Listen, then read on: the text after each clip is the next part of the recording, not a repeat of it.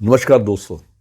Astro मनन में आपका स्वागत है। मैं अशोक अग्रवाल आज आपके साथ आया हूं। मैं चर्चा करने चंद्र खाना नंबर 8। चंद्र खाना नंबर 8 में हो तो उसके कैसे शुभ और अशुभ परिणाम होते हैं, इस पे आज चर्चा करेंगे।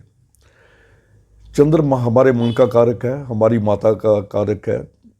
काल पुरुष की कुंडली में जो चौथा घर होता है, ये हमारी संपत्ति का, हमारी माता का, मन की शांति का ये घर होता है, तो इसका ये कारक है। तो चंद्रमा जब अष्टम भाव में जाता है, अष्टम भाव मौत का घर है, मृत्यु का घर, मृत्यु स्थान कहते हैं इसे। तो मृत्यु स्थान में चंद्रमा जब जाता है तो ये काफ़ी कमज़ोर हो जाता है। वैसे भी अगर हम 8वें चंद्र को नीच का चंद्रमा कहा जाता है, क्योंकि 8वें घर में वृश्चिक राशि पड़ती है। जब वृश्चिक राशि में चंद्रमा नीच हो जाता है, तो नीच होने पे चंद्रमा काफ़ी यहाँ पे कई दुष्प्रभाव भी देता है, मगर कुछ स्थिति में ये अच्छे प्रभाव भी देता है। चंद्रमा से लाल किताब में हम ब्लड का सर्कुलेशन, जो सर्कुलेशन ऑफ ब्लड है, रक्त का संचालन हमारी बॉडी में, और धन का संचालन, धन का आवागमन, जो स्टोर्ड धन होता है, जैसे जो घर में लक्ष्मी पड़ी होती वो शुक्र होती है, और जो धन का आना जाना है ये हम चंद्र से देखते हैं। तो चंद्र की बहुत इंपॉर्टेंस है यहाँ पे। तो लाल किताब में 8वें घर के चंद्र को जला हुआ दूध या मुर्दा दिल, ऐसा व्यक्ति जिसका दिल बहुत छोटा है, या दूध जो जल चुका है जिसकी कोई कीमत नहीं, इस प्रकार इसको कह के संबोधित किया है। मगर उन्होंने चंद्र 8 के लिए कुछ अच्छी बातें भी की हैं कि चंद्र 8 में हो जिस व्यक्ति के, उसको ऊपर की आमदन बहुत होती है, अपनी आमदन के अलावा भी ऊपर की आमदन उससे काफ़ी होती है, या उसे गिफ्ट वगैरह काफ़ी, जो मुफ्त का सामान है, गिफ्ट वगैरह काफ़ी मिलते हैं। तो इस प्रकार उसकी दो तरह की इनकम हो जाती है। अब हम इस पे चर्चा करेंगे कि ये चंद्र खाना नंबर 8 में कैसे शुभ परिणाम देता है, किन ग्रहों के होने से और किन ग्रहों होने के साथ में होने से इसके प्रभाव है जो बुरे हो जाते हैं। अगर टेबे में बृहस्पति और शनि खाना नंबर 2 में हो तो इस कुंडली में राहु कभी खराब नहीं होता। राहु के फल भी अच्छे होते हैं उस कुंडली में, और ना ही मंगल बद होगा। अगर दूसरे खाने में बृहस्पति और शनि हो, चंद्र 8 में हो, तो इसमें मंगल भी बद नहीं होता। वैसे तो कहते हैं मंगल के घरों में चंद्र जब होता है 1 3 8 में, तो मंगल बद नहीं रहता। तो मगर इसमें ये विशेष स्थिति है कि अगर दूसरे घर में बृहस्पति और शनि हो, चंद्र 8 में हो, तो मंगल बुरा प्रभाव नहीं देता। और ऐसी हालत में ना तो चंद्र नष्ट होता है और ना ही किसी प्रकार का मंदे फल देता है या खुद मंदा होता है। अगर कुंडली में बुध उत्तम हो, बुध उत्तम का मतलब कुंडली 2 4 6 भावों में बुध हो, तो ऐसे व्यक्ति की जो आयु होती है वो खुद भी लंबी होती है, और माता की उम्र भी कम से कम 80 साल होती है। बुध के अच्छे होने से माता और स्वयं की उम्र है जो व्यक्ति की, ये काफ़ी लंबी हो जाती है।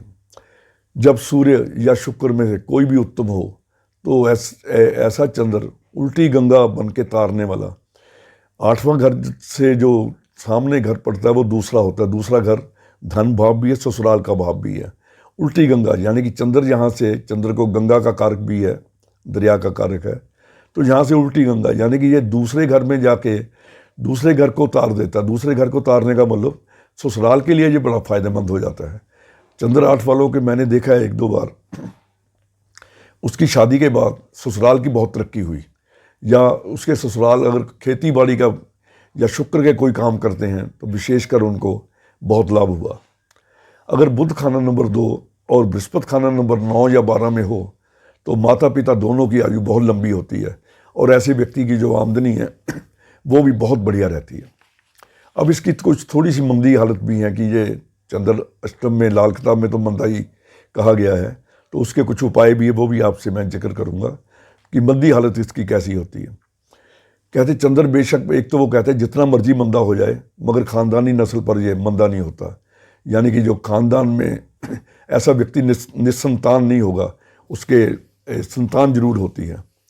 उसकी जद्दी जायदाद, उसकी जो विरासत में उसको जायदाद मिलती है, या खेती की ज़मीन, या उसकी स्त्री उसके काम नहीं आती। और अगर मकान के पास तालाब या कुआं हो, तो ऐसे व्यक्ति की जो माली हालात है, आर्थिक स्थिति है, वो और भी खराब हो जाती है। चंद्र 48 वर्ष के बाद बुरा प्रभाव देता है। किस हालत में बुरा प्रभाव देता है, और उसकी जो स्त्री होती है वो स्वयं भी दुखी होती है, और मौसी, नानी, दादी, जितनी भी वृद्ध स्त्रियां हैं वो भी सब दुखी होती हैं कि जब कुंडली में बुध या पापी ग्रह शुक्र, शनि और राहु, शुक्र नहीं, बुध, शनि, राहु और केतु जब ये मंदे हों तो 48 साल के बाद ऐसे व्यक्ति का जो हालात हैं वो और गिरने शुरू हो जाते हैं, और घर की वृद्ध स्त्रियों पर इसका बड़ा बुरा प्रभाव पड़ता है, जैसे नानी, दादी है। मगर और ये हालात तब और भी ख़राब हो जाते हैं जब उसका चाल चलन मंदा हो। अगर चरित्र की संभाल ना रखे चंद्र 8 वाला व्यक्ति, और पापी ग्रह भी कुंडली में मंदे हों, तो उसको गृहस्थ में या उसके आमदनी वाले क्षेत्र में बहुत बुरे प्रभाव पड़ते हैं। हो सकता है कि उसकी सेहत भी खराब हो जाए।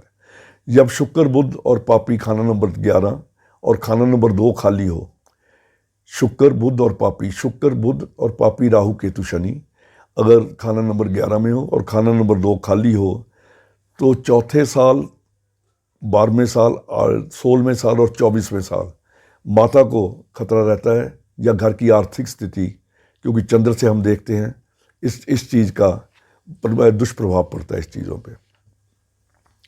अगर खाना नंबर 3, 4 में कोई 3 मंदे ग्रह बैठे हों, खाना नंबर 3 और 4 में 3 मंदे ग्रह, खाना नंबर 3 में जैसे बुध मंदा होता है, खाना नंबर 4 में जैसे राहु, शनि, केतु मंदे नहीं होते मगर मंदे गिने जाते हैं, या खाना नंबर 3 में और कोई मंदे करने वाले ग्रह हों, तो माता पिता और जायदाद और संतान तीनों पर इसका बुरा असर पड़ता है, बशर्ते कि 3 ग्रह, मंदे ग्रह खाना नंबर 3 और 4 में बैठे हों।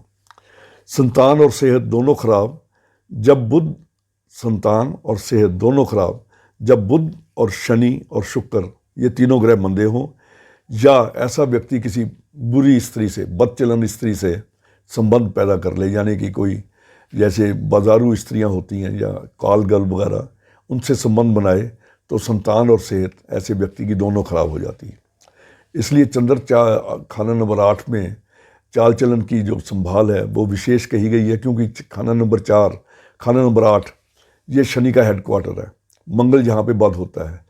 तो शनि जो है वो हमारे चरित्र को जब तक साफ रखते हैं, चरित्र अच्छा रखते हैं, तो कोई भी वहाँ पे बैठा ग्रह खराबी नहीं करता, क्योंकि जो शनि है वो एक सात्विक तामसिक ग्रह प्रतीत होते हुए भी सात्विक व्यक्तियों को पसंद करता है और सात्विक धर्म पे ही चलना पसंद करता है।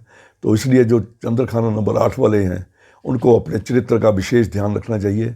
पर स्त्री से या किसी बुरी स्त्रियों से संबंध रखेगा तो सेहत और संतान को कष्ट आता है।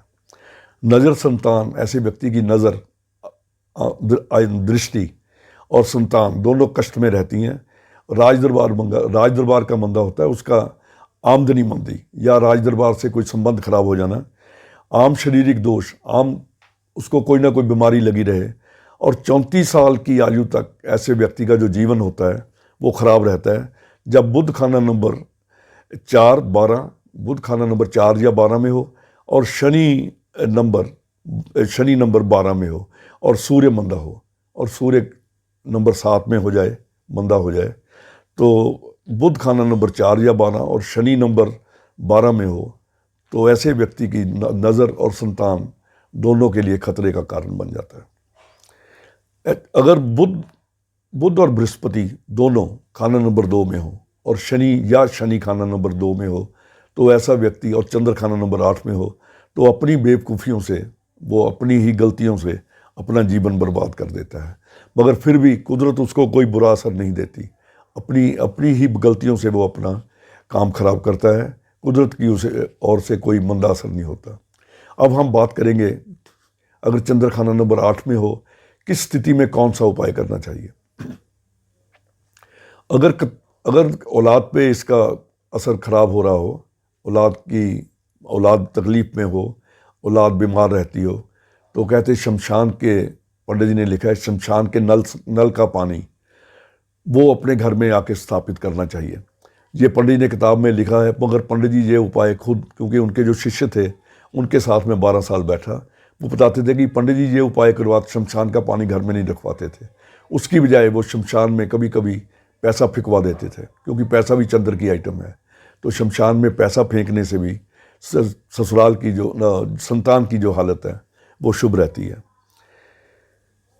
बड़ों के नाम पर सबसे बढ़िया दान इसका ये है, सबसे बढ़िया उपाय बड़ों के नाम पे, अपने बुजुर्गों के नाम पे मंदिर में दूध और चावल चीनी ये 3 चीज़ें दे, यानी कि खीर का सामान। विशेषकर चंद्र नंबर 8 में होता है, अमावस्या या पूर्णिमा के दिन ये काम किया जाए, या अमावस्या और पूर्णिमा को ये, वैसे तो मैं कहता हूँ चंद्र जिनका ठीक भी है उनको भी ये काम करना चाहिए चंद्र को बढ़िया करने के लिए, क्योंकि चंद्र हमारी सेहत का, हमारी उम्र का भी मालिक है और हमारी आमदनी का भी मालिक है।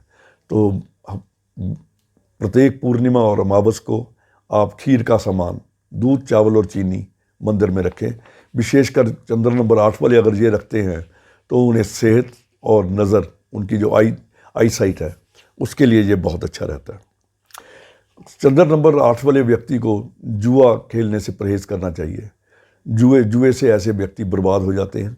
या जौहरी का काम जो ये सराफी बगारी का काम, उसके लिए भी ये खराब लिखा गया है। सराफी में भी विशेषकर अगर वो जो सोने और चांदी की जो फॉरवर्ड बिजनेस करते हैं, जो सट्टा करते हैं, वायदा बाजार जिसे कहते हैं, उसमें इसे विशेष हानि होती है। तो इस प्रकार ये एक छोटे छोटे आप उपाय हैं ये, बल इसमें जो मेरा आजमाया उपाय यही है जो मैंने अमावस्या और पूर्णिमा का कहा है। उसमें दूध चावल और चीनी अपने बुज़ुर्गों के नाम से मंदिर में रख के आए, मन में ये सोच के कि ये मेरे जो बुज़ुर्ग हैं उनको मिले। तो इस प्रकार ये चंद्र नंबर 8 के जितने दुष्प्रभाव हैं वो कम हो जाते हैं और सेहत और आमदनी बरकरार रहती है। धन्यवाद, नमस्कार।